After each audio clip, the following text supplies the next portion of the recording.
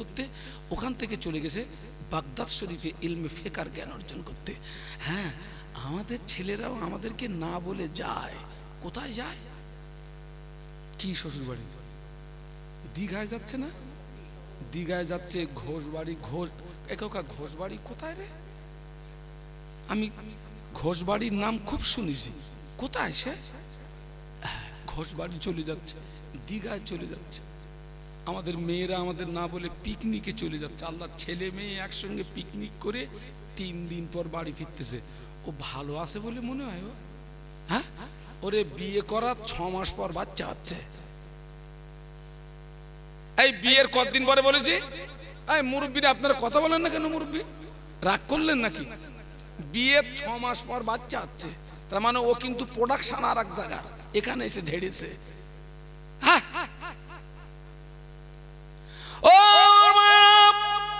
ইমাম শাফি রহমাতুল্লাহ আলাইহি আম্মাকে না বলে লুকিয়ে লুকিয়ে লুকিয়ে লুকিয়ে মদিনা শরীফে ইমাম মালিক রহমাতুল্লাহ আলাইহির কাছে চলে গিয়ে ইলমে হাদিস, ইলমে ফিকহ, ইলমে তাফসীরের জ্ঞান অর্জন করলেন। ওখান থেকে বাগদাদ শরীফে চলে গেলেন ইলমে ফিকহ জ্ঞান অর্জন করতে। দীর্ঘদিন সন্তানের সঙ্গে মায়ের দেখা নাই। মা শুধু কাঁদে, আল্লাহ পাক আমার স্বপ্ন যেন পূরণ হয়, আল্লাহ পাক আমার স্বপ্ন যেন সফল হয়, আমার ছেলে যেন আলেম হয়, মুহাদ্দিস হয়, ফকিহ হয়, আমার সন্তানের দ্বারাই যেন তামাম পৃথিবীর জমিনে দিনের আলো জারি হয়ে যায়। মা শুধু কাঁদতেছে।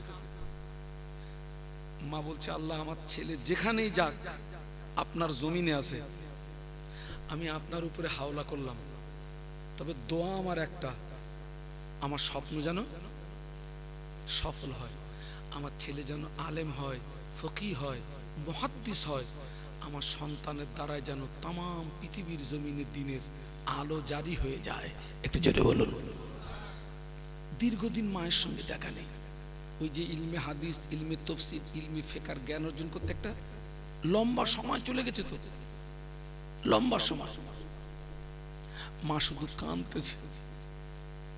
আজকের আমাদের সমাজের কটা মা তার সন্তানের জন্য কাঁদে? কটা মা? আল্লাহ আমার ছেলে যেন নামাজি হয়, আমার ছেলে যেন রোজাদার হয়, আল্লাহ পাক আমার ছেলে যেন নামাজি হয়, আমার ছেলে যেন রোজাদার হয়, আমার ছেলে যেন দিনদার হয়, আমার ছেলে যেন পরেজগার হয়।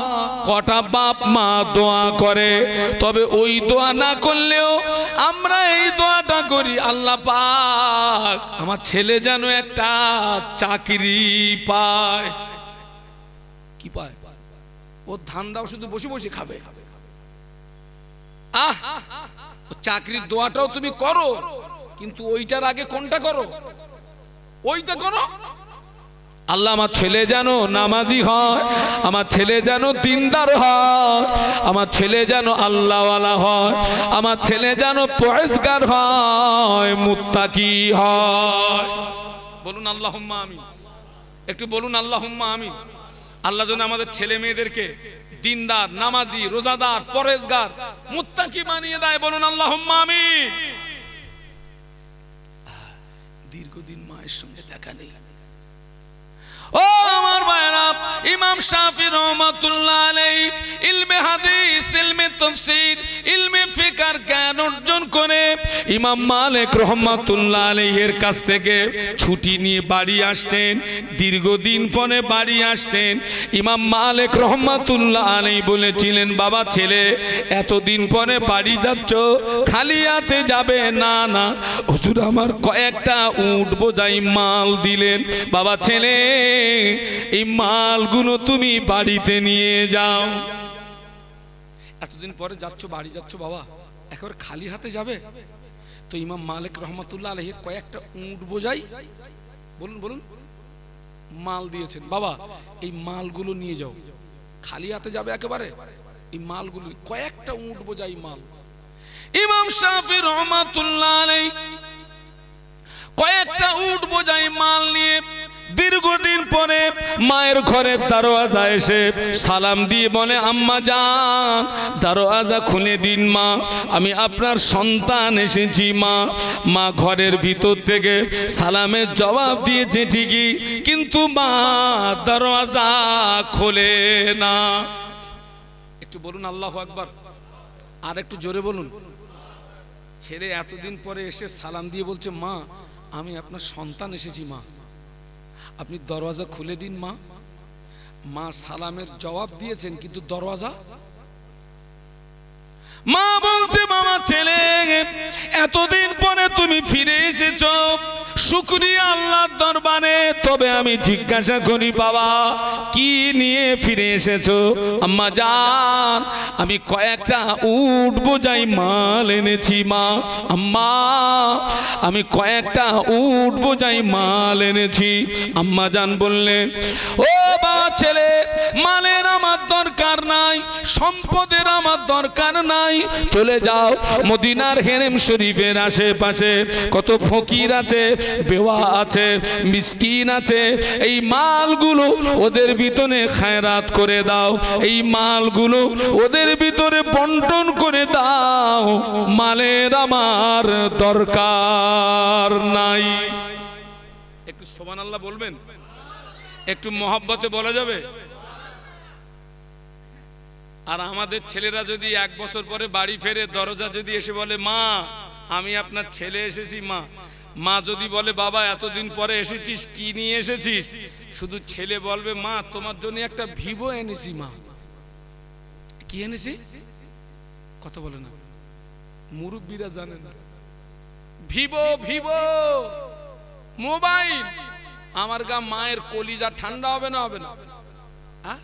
হ্যাঁ বাবা, তুই একদিন পরে যেটা ভিভো এনেছিস বাবা, আমার মন শান্তি হয়ে গেছে বাবা। আর ইমাম শাফি রহমতুল্লাহ আম্মা বলছে, মালের আমার দরকার নাই, ফিরে যাও। মদিনার হেরেম শরীফের আশেপাশে কত বেওয়া আছে, মিসকিন আছে, ফকির আছে, ওই মালগুলো তাদের ভিতরে খায়রাত করে দাও, বন্টন করে দাও, মালের আমার দরকার নাই। একটু জোরে বলুন, আরো জোরে বলুন। মা দরজা খুলিনি, ছেলে গো ব্যাগ, ফিরে গেলেন। ও আমার ভাইরা, ইমাম শাফি রহমাতুল্লাহ আলাইহি আবার মদিনার হেরেম শরীফে ফিরে গিয়ে ফকিরদের মাঝে, বেওয়াদের মাঝে, মিসকিনদের মাঝে ওই মালগুলো খায়রাত করে দিলেন, মালগুলো বন্টন করে দিলেন। ওই মালগুলো খায়রাত করে বন্টন করে আবার অক্লান্ত পরিশ্রম করে মায়ের ঘরের দরওয়াজায় ফিরে এসে সালাম দিয়ে বলেন, আম্মা জান দরওয়াজা খুলে দিন মা, আমি আপনার সন্তান এসেছি মা। মা ভিতর থেকে সালামের জবাব দিয়ে বলেছিলেন, ও ছেলে গতদিন তুমি এসেছিলে, কয়েকটা উট বোঝাই মাল এনেছিলে। ও বাবা ছেলে, আজকের তুমি কি নিয়ে এসেছো? আম্মা জান আজকের আমি মাল আনি না মা, আজকের আমি সম্পদ আনি না মা, আজকের আমি আলেম হয়ে, ফকিহ হয়ে, মুহাদ্দিস হয়ে আপনার ঘরের দরওয়াজায় ফিরে এসেছি। ও আমার আম্মা, আজকের আমি মাল আনি না মা, আজকের আমি সম্পদ আনি না মা, আজকের আমি আলেম হয়ে, ফকিহ হয়ে, মুহাদ্দিস হয়ে আপনার ঘরের দরওয়াজায় ফিরে এসেছি।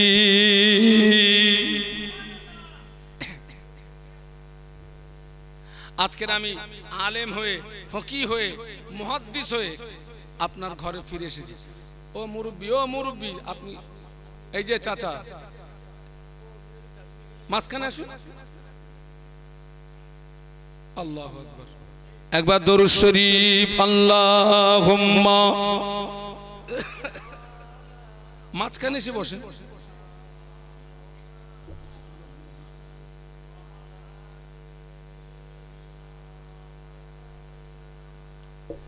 এতগুলো মানুষ আরো মহব্বতে আল্লাহুম্মা সাল্লি আলা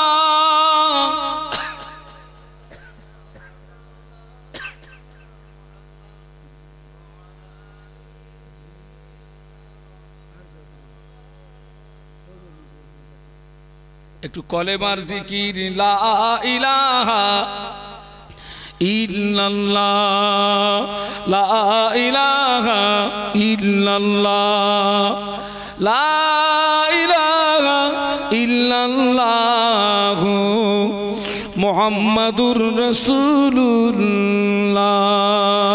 আল্লাহুম্মা সাল্লি আলা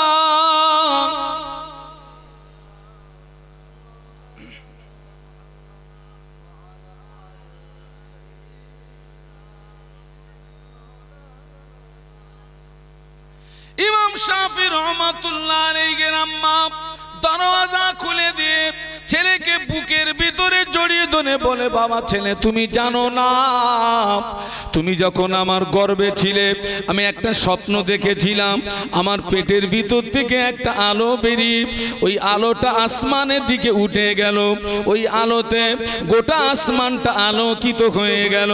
আমি হেরেম শরীফের বড় বড় ইমামদের কাছে তাবির জেনেছিলাম, তারা বলেছিলেন মা ওই মহিলার গর্ভে নিশ্চয়ই সন্তান আছে, ওই সন্তান ভূমিষ্ঠ হওয়ার পরে হাফেজ হবে, আলেম হবে, ফকিহ হবে, মুহাদ্দিস হবে, ওই সন্তানের দ্বারা তাম পৃথিবীর জমিনে দিনের আলো জারি হয়ে যাবে।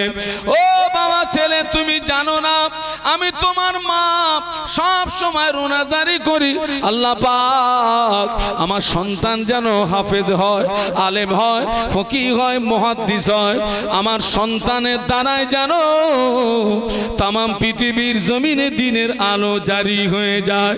ও বাবা ছেলে আল্লাহ পাক আমার দোয়া কবুল করে তোমাকে হাফেজ বানিয়ে, আলেম বানিয়ে, ফকিহ বানিয়ে, মুহাদ্দিস বানিয়ে আমার ঘরের দরওয়াজায় ফিরিয়ে দিয়েছে। জমিন ভালো, গাছ ভালো, ফল ভালো। আর আমাদের জমিন একটু দেখাবো, হ্যাঁ না কিচ্ছু বলে না।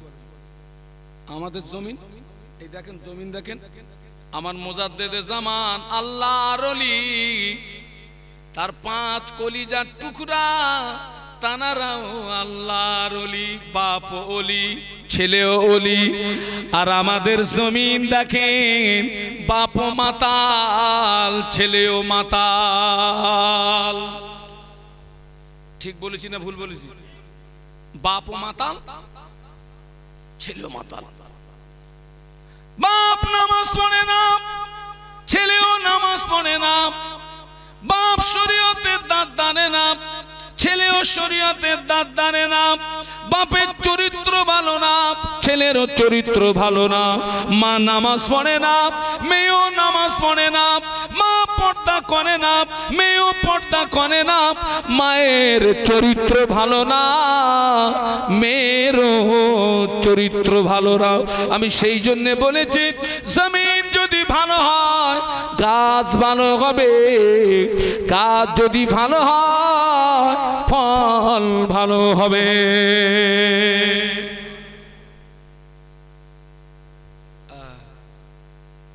আল্লাহ পাক আমাদের তৌফিক দিন, বলুন আল্লাহুম্মা আমিন, বলুন আল্লাহুম্মা আমিন। আর একটা জমিন দেখাচ্ছি, পীরানে পীর দস্তগীর হযরত বড় পীর আব্দুল কাদের জিলানী রহমাতুল্লাহ আলাইহি। একটু মোহব্বতে সুবহানাল্লাহ বলেন, আর একটু জোরে বলেন, একটু তাকবীর দেন, নারায়ে তাকবীর, আরো জোরে বলুন নারায়ে তাকবীর। পীরানে পীর দস্তগীর হযরত বড় পীর আব্দুল কাদের জিলানী রহমাতুল্লাহ আলাইহির আম্মা জান ছেলেকে বলছে, বাবা আব্দুল কাদের যাও বাবা মক্তবে যাও, আল্লাহর কোরআন শিখে এসো। সুবহানাল্লাহ বলুন, যাও মক্তবে যাও, আল্লাহর কোরআন শিখে এসো। মা পাঠাচ্ছে ছেলেকে। আর আজকের আমাদের কিছু কিছু মায়েরা মেয়েদেরকে পাঠায়, যা ড্যান্স শিখে আয়। এখনো আমরা গ্রাম্য এলাকার মানুষ, আল্লাহ আমাদেরকে যথেষ্ট ভালো রেখেছে, আলহামদুলিল্লাহ বলুন। শহর এলাকার খবর তো আপনারা জানেন না ভাই, আল্লাহ তো আমাদের প্রত্যেক রাতে এক এক জায়গায় নিয়ে যায়। শহর এলাকায় আপনি জানেন না, পুরো একদম নাস্তিক হয়ে গেছে। হাজার হাজার টাকা দিয়ে মেয়েকে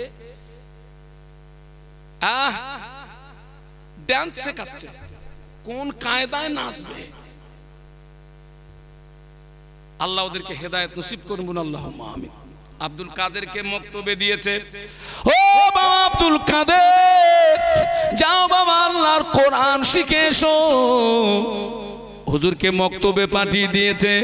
হুজুর আমার পাশে বসিয়ে আব্দুল কাদেরকে বলে, বাবা আব্দুল কাদের, আমার সঙ্গে পড়ো আউযু বিল্লাহি মিনাশ শাইতানির রাজিম, বিসমিল্লাহির রহমানির রহিম, আলিফ বে তে সে জিম হে খে, কিংবা আলিফ বা তা সা জিম হা খা। কথিত আছে পীরানে পীর দস্তগীর হযরত বড় পীর আব্দুল কাদের জিলানী রহমাতুল্লাহ আলাইহি আউযু বিল্লাহ বিসমিল্লাহ থেকে শুরু করে 18 পারা কোরআন মুখস্থ পড়েছিলেন। শিক্ষক জিজ্ঞাসা করছে, বাবা ছেলে কোরআন তুমি মুখস্থ করলে কি করে? আমার মা কোরআনের হাফেজা ছিলেন, আমার মা কোরআনের হাফেজা ছিলেন। আমার মা আমাকে দোলনায় নিয়ে দোল দিতেন, আর আমার আম্মা কোরআন তেলাওয়াত করতেন। আমি আব্দুল কাদের দোলনায় শুয়ে শুয়ে মায়ের জবানে তেলাওয়াতকৃত কোরআন আমি মুখস্থ করেছি। আল্লাহ রাসূল বলেছেন, উতলুবুল ইলমা মিনাল মাহাদি ইলাল লাহাদ। জ্ঞান অর্জনের সময় হচ্ছে দোলনা থেকে শুরু করে কবরে যাওয়া আগ পর্যন্ত। আর আমাদের অধিকাংশ মায়েরা কিন্তু বাচ্চাদের দোলনা থেকে বিষাক্ত ইনজেকশন পুশ করে।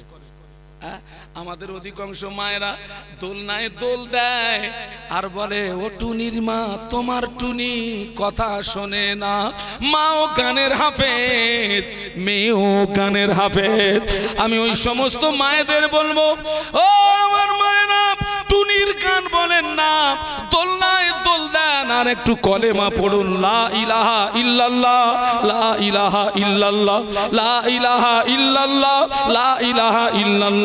একদিন দেখবেন আল্লাহ পাক আপনার ছেলে মেয়ের জবান থেকে কলেমা জারি করে দেবে।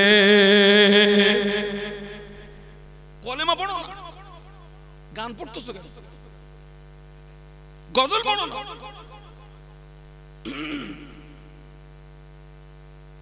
ছেলেকে এবারে বড় মাদ্রাসায় দিচ্ছে, মক্তব হচ্ছে প্রাথমিক শিক্ষা কেন্দ্র, আর এই হচ্ছে বড় মাদ্রাসা। আম্মা বলছে, বাবা আব্দুল কাদের এবার একটু বড় মাদ্রাসায় যাও, আল্লাহর দ্বীনের ইলম অর্জন করে এসো। ছেলেকে মাদ্রাসায় পাঠিয়ে দিচ্ছে একটা কাফেলার সঙ্গে।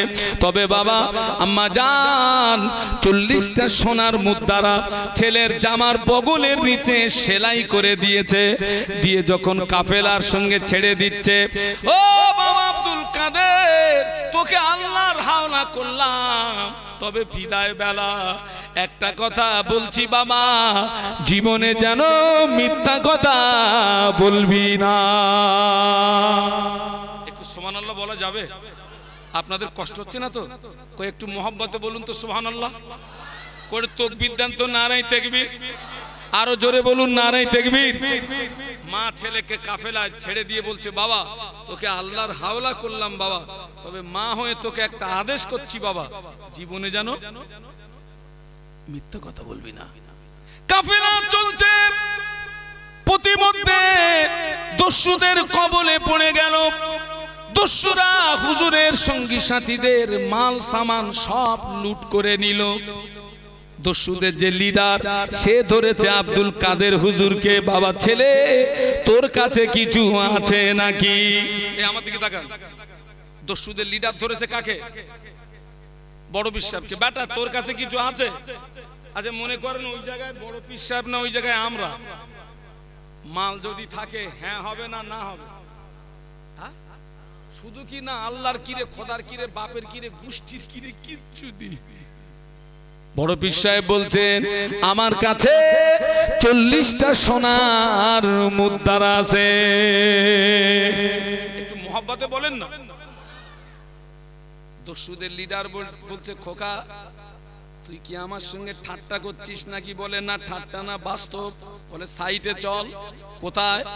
হাত উঁচু করেছেন, বলে এই দেখেন আমার কাছে 40টা সোনার মুদ্রা আছে।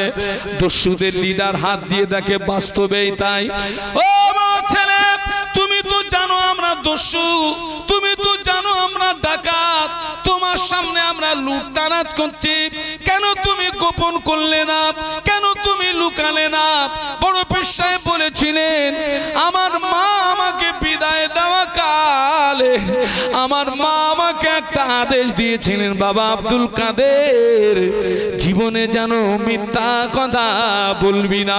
আমরা জানি আপনারা দস্যু, চিন্তাই করছেন, কিন্তু এই কঠিন মুসিবতের সময় মায়ের আদেশ অমান্য করতে পারি নাই। দস্যুদের লিডারের ব্রেন খুলে গেছে, বাবা কঠিন মুসিবতের সময় তুই মায়ের আদেশ অমান্য করতে পারিস না, আমি আমার আল্লাহর হুকুম কত অমান্য করি। ও বাবা ছেলে, আমাকে একটু তওবা পড়িয়ে দে, আমি জীবনে কোনোদিন আর ডাকাতি করব না। হুজুরের হাতে হাত দিয়ে দস্যুদের লিডার তওবা করে আল্লাহর ওলি হয়ে গেল। আরো জোরে বলুন সুবহানাল্লাহ। জমিন ভালো, গাছ ভালো, ফল ফল ভালো, আর আমাদের অধিকাংশ জমিন খারাপ, গাছ খারাপ, ফল। আল্লাহ আমাদেরকে হেদায়েত নসিব করেন, বলুন আল্লাহুম্মা আমিন, বলুন আল্লাহুম্মা আমিন। আর একটা জমিন দেখাচ্ছি আপনাদের বাড়ির পাশে, খোলা পাতার জমিন, ধন্য করে শুয়ে আছেন হযরত বজলুর রহমান দারগাপুরি রহমাতুল্লাহ আলাইহি। হুজুরের বাড়ি ইসলামে সব হয় 7ই চৈত্র। ওনারা আমাকে প্রত্যেক বছর দাওয়াত করার চেষ্টা করেন, কিন্তু আমি সময় দিতে পারিনি। তো এবছর তো চৈত্র মাস, তো রমজান পড়ে গেছে, এবারে দাওয়াতটা নিয়েছি। তাই আমি ওদেরকে বলেছি, বাবা আমি 2রা রমজান আল্লাহ হায়াতে রাখলে আমি একটু রাজস্থানে যাব, আমার কিছু ভাই আছে, আমাকে একটু বেড়াতে যেতে হবে। আমি বললাম যদি আমি ফিরে আসি আমি থাকবো ইনশাল্লাহ, থাকবো ইনশাল্লাহ। আমার হুজুরের মাহফিলে থাকবো না তো কোন মাহফিলে থাকবো? বজলুর রহমান দারগাপুরি রহমাতুল্লাহ আলাইহি, হুজুরের বয়স তখন 7 বছর। কত? 7। হুজুর গ্রামের ছেলেদের সঙ্গে মাঠে খেলাধুলা করতে গিয়েছেন। খেলাধুলা করে যখন বাড়িতে ফিরেছেন, সূর্য পশ্চিম দিকে অনেকটা ঢলে গিয়েছে। হুজুরের গায়ে কাদা মাটি খা। হুজুর বাড়িতে এসেই বলছেন, আম্মা জান ভাত দেন। এমনি আমাদের ছেলে মেয়েদের অনেক সময় কিন্তু খুঁজে পাওয়া যায় না, কিন্তু জমিদাররা খাওয়ার সময় কথা বলে না। আরে খাওয়ার সময় কি জমিদার তো এমনি পাওয়া যায় না, খাওয়ার সময় এসে হুজুর বলছে মা ভাত দেন। হুজুরের আম্মা জান বলেছিলেন, ও বাবা বজলুর রহমান, যোহরের নামাজটা কি পড়ছো? সুবহানাল্লাহ বলবেন না, আরো জোরে বলেন না। জমিন দেখেন, ও বাবা বজলুর রহমান, যোহরের নামাজটা কি পড়ছো? না মা, যোহরের নামাজ আমার পড়া হয় নাই। আম্মা জান বললেন, বাবা বজলুর রহমান, তুমি কি জানো না তোমার মা কোনো বেনামাজিকে ভাত দেয় না? আল্লাহ নবী বলেছেন, মুরু আওলাদাকুম বিসসালাতি ইদা বালাগু সাবান ওয়াদিরিবুহুম ইদা বালাগু আশরান আও কামা ক্বালা আলাইহিস সালাম। আল্লাহ নবী বলেছেন, তোমার ছেলে মেয়ের বয়স যখন হবে 7, ওদের নামাজের কথা বলো। 7 থেকে 10 পর্যন্ত নামাজের কথা বলো। 10 অতিক্রম হয়ে গেলে ছেলে যদি নামাজ না পড়ে, মেয়ে যদি নামাজ না পড়ে, আল্লাহ রাসূল বললেন, ওয়াদিরিবুহুম, তুমি তাকে মারো। আমরে সিগা, ওয়াদিরিবুহুম, তুমি তাকে মারো। 7 থেকে 10 মুখে মুখে। আবার ছেলেকে বাপ বলা যায় না, কথা বলে না। বাপ নামাজটা পড়। মেয়েরে মা বলা যায় না, মা নামাজটা পড়। 7 থেকে 10 অতিক্রম হয়ে গেলে ছেলে মেয়ে যদি নামাজ না পড়ে, আল্লাহ নবী বললেন, অদরিবহুম, তুমি তাকে কি করো? মারো। একজন বলতেছে, হুজুর আপনি তো আপনার মতো নজ করে যাচ্ছেন, ছেলেদের নামাজের কথা বললি ওজন রোকে। আমি চাচা ছেলের বয়স কত? বলতেছে হুজুর 35। আমি বলতেছি ও তো রুকেছে, আপনারে মুগুর পেটা করেনি, ভাগ্য ভালো। হুজুর এত বড় কথা? আমি বলি আরে নবী বলেছেন সাত, আপনি বলতেছেন কখন? মাত তো ফরজ হয়ে গেছে আপনার উপরে, নফল না সুন্নত না, মাত তো ফরজ।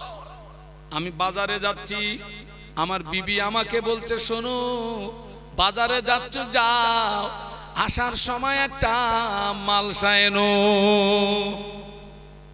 কি এনো? ওই আগেকার দিনে আমাদের মাছা ছিল, সেই মালসায় ওই মাছটা সে করতো না, এখন আর মালসার চলন আছে? হ্যাঁ উঠে গেছে বাবা। আমি নিজে দেখেছি আমার এই বড় খালামা, আমি তখন আসতাম মালসায় করে বেগুন কুটে মালসায় করে ধুয়ে রান্না করতেন, আমি নিজে দেখেছি। আমার স্ত্রী বলেছে মালসা আনো, আর আমার কাছে তখন একটা ফোন এসছে পূর্ব মেদিনীপুরের ফোন, আর পূর্ব মেদিনীপুরে গেলে যদি কমও দেয় 15। কত বলেছি? আচ্ছা ওইরকম যদি একটা 15 ফোন আসে তখন বেরেন কি স্ত্রীর দিকে থাকবে না পূর্ব মেদিনীপুরের দিকে থাকবে? পূর্ব মেদিনীপুর। এনো বলেছে মালসা, আমি শুনেছি কলসি। ওই ফোনে ওলট পালট হয়ে গেছে। বাজারে গিয়েছি, বাজার থেকে যখন বাড়ি ফিরছি বিবির কথা মনে পড়ে গিয়েছে, কি একটা আনতে বলেছিল, আমি তো শুনেছি কলসি। কলসি মালসা যেখানে বিক্রি হয় দোকানের নাম কি? কুমুর বাড়ি। বাবা গিয়ে দেখি পিছনে একটা বড় ফেস্টুন মারা আছে, ফেস্টুনে লেখা আছে যে মাল বিক্রি হয় ও মাল ফেরত হয় না। এইরকম কথা লেখা থাকে না? থাকে না? এই কথাটা বেশি লেখা থাকে যেখানে চায়না মাল বিক্রি হয়, ওই জায়গায় লেখা থাকে বিক্রিত দ্রব্য ফেরত হয় না, কারণ চায়না মাল এই আপনার দেখাই দিচ্ছে জ্বলতেছে, আর কিনে নে বাইরে গিয়ে টিপতেছেন তো ঘোড়ার কচু জ্বলতেছে। ওই জন্য চায়নার দোকানে এই কথাটা বেশি লেখা থাকে যে বিক্রিত দ্রব্য ফেরত হয় না। তো আমি গিয়ে দেখি লেখা রয়েছে যে মাল বিক্রি হয় ও মাল ফেরত নেই। তোর দোকানে যা লেখা থাকে থাকে ও আমার দেখার দরকার, তুই আমার কলসি দে। কলসি নিয়ে যেই বাড়ি গিয়েছি, মালের যদি ওলট পালট হয় বাবাজি হুজুর কি মানবে নাকি? আমি যাওয়ার জানি তার চেয়ে দুগুণ জানে আমার বাড়ির লোক। যেই গিয়েছি সেই হজ শুরু করেছে, তোমার মতন মদ্দা লেগে দিয়ে সংসার হয় না, তোমার আন্টি বলেছি কি তুমি এনে মরেছো কি, তুমি চলে যাও এখান থেকে। আমি বলি শোনো তুমি হজ করো না, হজ বন্ধ করো, দেখি কিছু করা যায় কি। ভুল হয়ে গেছে, তুমি আনতে বলেছো মালসা, আমি ভুল করে এনেছি কলসি, তোমার মাল এনে দিলে হলো। এখন আমি কলসি নিয়ে ব্যাগে যাচ্ছি, উদ্দেশ্য হলো মালটা ফিরিয়ে দিয়ে, কিন্তু লেখা আছে কি মাল ফেরত নেই। আমি বলতেছি ভাই তোর মাল ফেরত নিতে হবে না, আমি খুব বিপদে পড়ে গেছি ভাই, মাল তোর ফেরত নিতে হবে না। এ কলসিও তুই তৈরি করেছিস, মালসাও তুই বানিয়েছিস, ভাই রে আমার এই কলসিটা ভেঙে একটা মালসা করে দে। পারবে? কেন? ও চাচা পারবে না কেন? ও তো একদম কলসি ভেঙে মালসা, মালসা ভেঙে হাঁড়ি, হাঁড়ি ভেঙে সরা, যা ইচ্ছা তাই করেছে। কখন?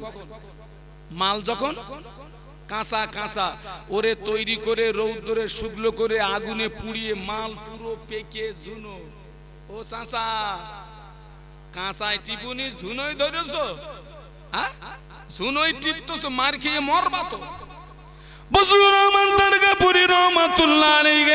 আম্মা জান বলেন ও বাবা বসুর রহমান জোরের নামাজ কি পড়ছো? না মা জোরের নামাজ আমার পড়া হয় নাই। আম্মা জান বলেছিলেন বাবা বসুর রহমান তুমি কি জানো না তোমার মা কোনো বেনামাজিকে ভাত দেয় না? হুজুর বললেন আমি মনে করলাম এই পর্যন্ত বলে আমার মা আমায় ছেড়ে দেবে, রেহাই হলো না। আম্মা জান বললেন দাঁড়িয়ে যাও। হুজুর বললেন আমি দাঁড়িয়ে গেলাম। আমার আম্মা জান কোথা থেকে দুটি ইট আনলেন, ইট এনে বললেন ও বাবা বসুর রহমান হাত দুটো সোজা করো। হুজুর বললেন আমি হাত দুটো সোজা করলাম। আমার আম্মা জান দুই হাতে দুটো ইট তুলে দিয়ে বললেন বললেন বাবা পরশুরামা ইট যদি পড়ে যায় মুসিবত আরো বেশি হবে। হুজুরের 7 বছর বয়স, 7 বছরের ছেলে হাতে ইট রাখা অসম্ভব। হুজুর বললেন আমার হাত থেকে ইট পড়ে গেল, আমি চোখের পানিতে নাকের পানিতে একাকার হয়ে যাচ্ছিলাম, থরথর করে কাঁপ